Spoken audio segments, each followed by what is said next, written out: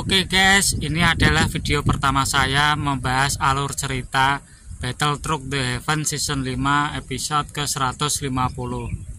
Untuk video yang sebelum-sebelumnya bisa menonton di channel sebelah ya guys ya. Oke, langsung kita gaskan aja cuy. Cover sampul di sini memperlihatkan Soyeon sedang memegang kuas yang di depannya ada sebuah buku gambar di dalam ruangan bersama kakek tua yang sedang membaca buku.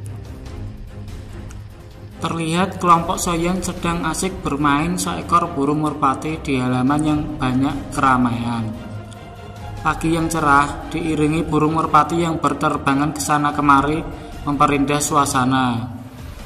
Tianhuo berbicara kepada kelompok Soyeon jika 3 hari ini klan kuno sangat aneh, bahwa tidak ada masalah sama sekali. Soyeon membalas, mungkin sebentar lagi masalah akan datang dan menunggu waktu yang tepat untuk memulainya. Waktu pembukaan dunia kuno juga akan segera tiba, jadi bersiap-siaplah untuk melihat hal-hal baru yang di luar nalar. Banyak sekali orang-orang yang melihat altar kuno dan menunggu terbukanya altar tersebut. Di atas altar batu kuno itu ada kakek-kakek, kita sebut saja namanya Guji, tetua klan Gu yang menyambut semua orang untuk mengikuti upacara kedewasaan 20 tahun suku kuno. Semua orang pada berimajinasi tentang alam suku kuno yang belum pernah memasuki alam tersebut. Tiba-tiba saja tetua Guji mengeluarkan dogi yang agung melesat sampai ke langit, menyebabkan ruang spesial sekitar bergemuruh untuk membuka alam suku kuno tersebut. Terlihat alam suku kuno yang begitu luas, indah, dan menakjubkan. Semua orang di sekitar begitu kaget setelah memasuki alam kuno, termasuk Tianhuo yang bintang 6 Dosun begitu melihat alam kuno seperti ini, karena di dunia luar dan di dalam ini sangatlah berbeda. Jika berkultivasi di dunia luar sangatlah lambat, di dalam alam kuno berkultivasi bisa mempercepat kenaikan ranah, yaitu 3 kali lipatnya. Tidak disangka Soyeon bertemu antek-antek Dajjal di dalam altar kuno tersebut.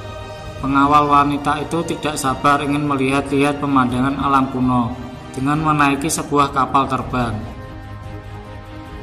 Tidak mungkin juga dengan terbang ke tujuan dikarenakan alam kuno ini sangat luas sekali. Selang beberapa waktu, tetua Guji menyuruh semua orang untuk bersiap-siap, karena sebentar lagi angkutan umum telah tiba. Di atas langit yang begitu besar, nampak sosok perahu yang begitu megah dan luas turun ke bawah untuk menjemput bocil-bocil yang belum pernah berrekreasi. Semua orang kaget, termasuk Soyeon, melihat perahu yang begitu besar dan megah yang menyambut tamu undangan. Tianhuo berkata, seperti yang diharapkan dari suku kuno, mereka sangat kaya dan berkuasa. Harta karun kuno seperti Suang Kongzu yang dapat langsung melakukan perjalanan melalui lubang cacing luar angkasa digunakan hanya untuk menerima tamu undangan saja.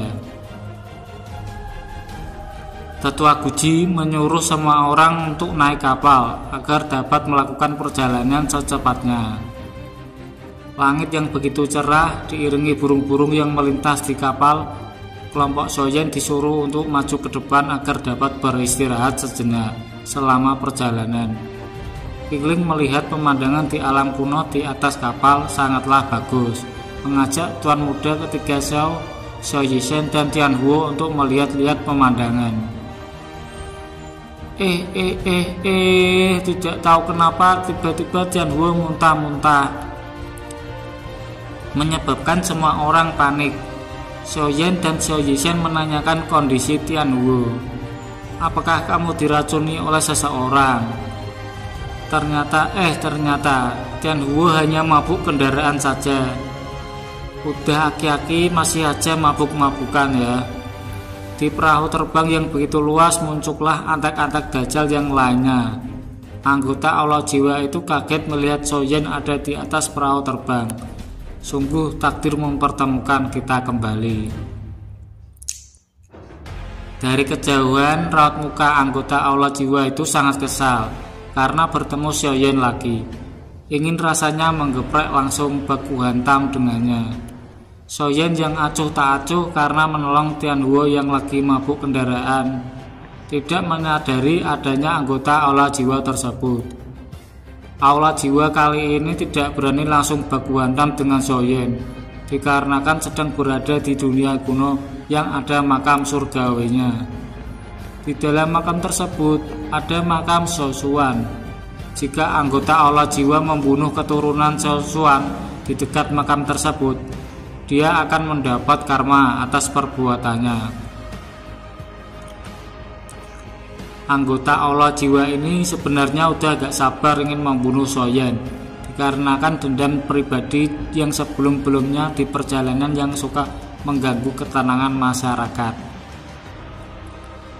Xiaoyan pergi ke dapur untuk membuat ramuan dan obat untuk menyembuhkan Tianhuo. Setelah selesai membuat obat dan sup, Xiaoyan berjalan melewati sebuah ruangan yang begitu luas dan tidak sengaja bertemu raksasa. "Permisi Tuan Xiao, Panglima menyuruhmu untuk datang ke haluan kapal untuk berbicara." Xiaoyan membalas, "Aku sedang terburu-buru untuk mengantarkan obat kepada temanku yang mabuk kendaraan." Setelah Xiaoyan mengantarkan obat, dia langsung bergegas menemui Panglima Tentara Pemusnahan Hitam, yaitu Gu Shen. Xiaoyan berjalan menaiki tangga sambil bergumam dalam hati, "Pacarku adalah seorang dewi, tetapi juga punya banyak masalah seperti ini." Panglima Gu Shen menyambut kedatangan Xiaoyan dengan menawarkan teh pengganti anggur untuk disajikan kepada tamu-tamu terhormat. Xiaoyan curiga bahwa masalah pasti tidak segampang ini. Pasti ada sesuatu yang sangat penting yang aku tidak tahu dan ingin disampaikan oleh Gu Shen. Dan benar saja, Gu Shen berbicara hal penting sambil menuangkan teh untuk disajikan kepadanya. "Hahaha, tolong jangan salah paham Tuan Xiaoyan. Gu Shen tidak berniat memiliki permusuhan.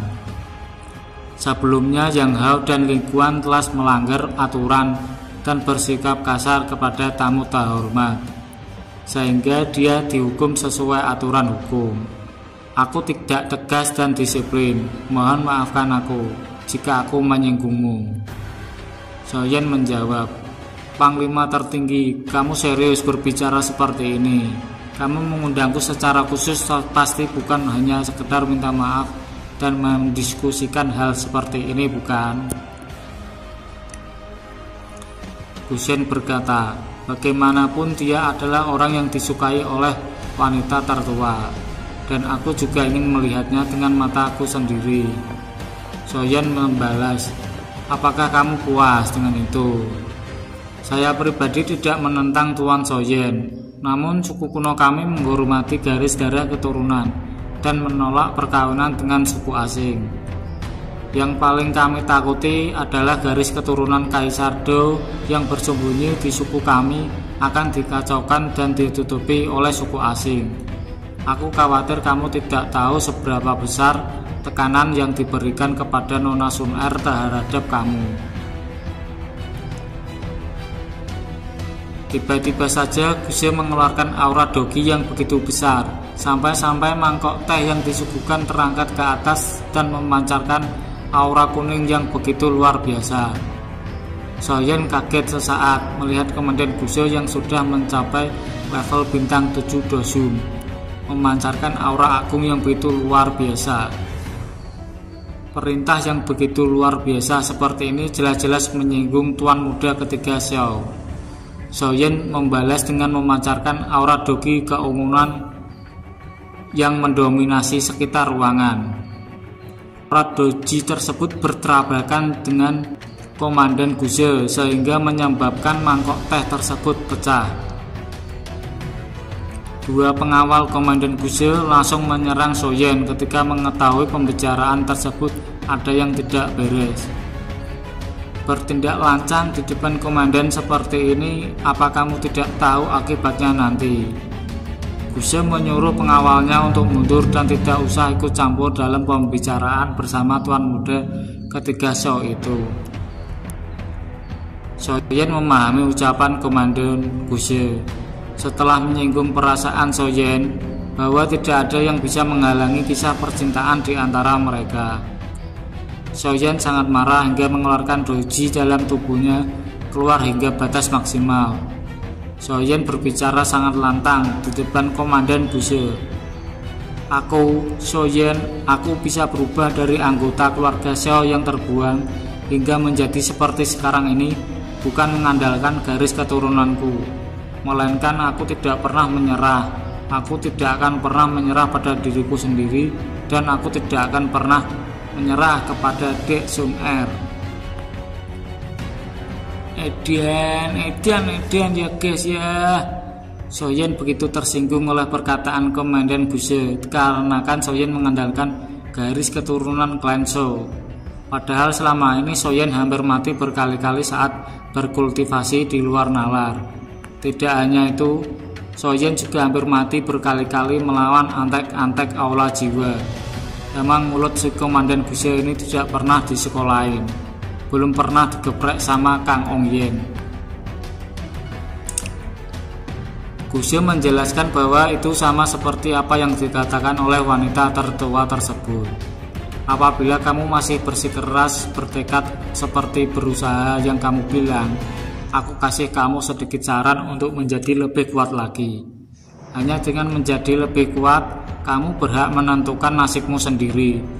Suku kuno dapat mengabaikan garis keturunan dan menerima keberadaanmu apabila kamu menjadi pejuang suci.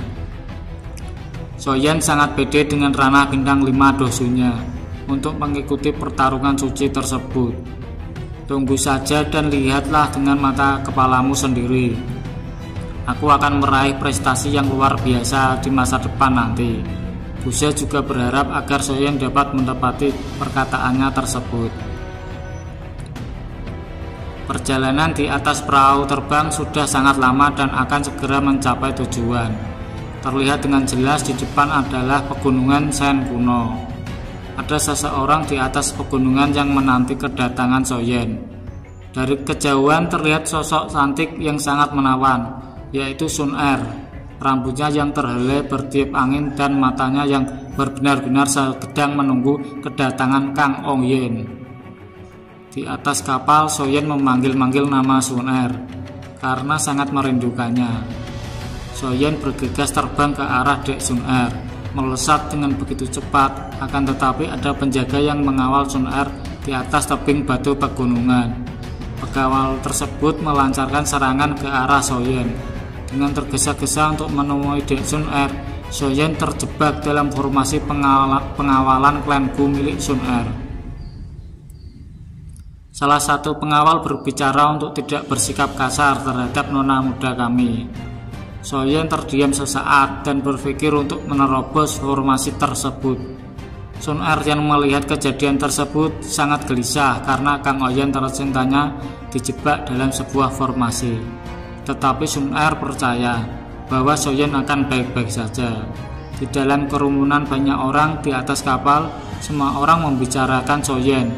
Baru masuk klan kuno seperti ini sudah membuat masalah yang begitu besar. Sebelumnya komandan Guse sudah mengingatkan bahwa jangan pernah membuat nona muda kami sedih. Soyen yang bintang 5 dusun tersebut segera mengeluarkan api surgawinya untuk menerobos formasi abal-abal seperti ini. Formasi seperti ini tidak ada gunanya di hadapan 4 api surgawiku. Energi yang begitu kuat terus dilancarkan ke dalam formasi pertahanan untuk memblokir serangan Soyen. Soyen menyerang formasi dari segala arah dengan dogi yang dia miliki agar menciptakan energi panas yang merusak inti formasi tersebut. Dogi yang dilancarkan begitu panas ditambah 4 api surgawi milik Soyen hingga menyebabkan ruang formasi tersebut hancur dan meledakkan energi yang begitu panas dan luar biasa. Orang-orang di atas kapal terheran-heran. Dari mana datangnya sosok hebat dan kuat seperti ini yang memiliki api surgawi yang begitu menakutkan seperti ini? Di atas kapal terlihat cewek yang bercadar sedang melihat ke arah hancurnya formasi tersebut dan bergumam dalam hati. Benar saja, masih ada api surgawi yang sangat aneh di dalam tubuh bocah ini. Dia pun berpikir sejenak, walaupun aku juga mempunyai api surgawi, akan tetapi kekuatan ledakan api surgawi milikku tidak sebesar dan semenakutkan seperti ini. Setelah Soyen bebas dari kurungan formasi tersebut, dia langsung menghampiri Dek Sun Er untuk menjemputnya. Komandan Guse yang melihat kejadian tersebut bergumam dalam hati, kamu pasti bahagia nona mudaku bersama Soyen. Edan banget ya guys ya, ceritanya kali ini memasuki dunia kuno yang belum pernah terlihat sampai ketemu Dek Sun Er. Bagaimana cerita selanjutnya? Kita nantikan saja update terbarunya hanya di channel ini.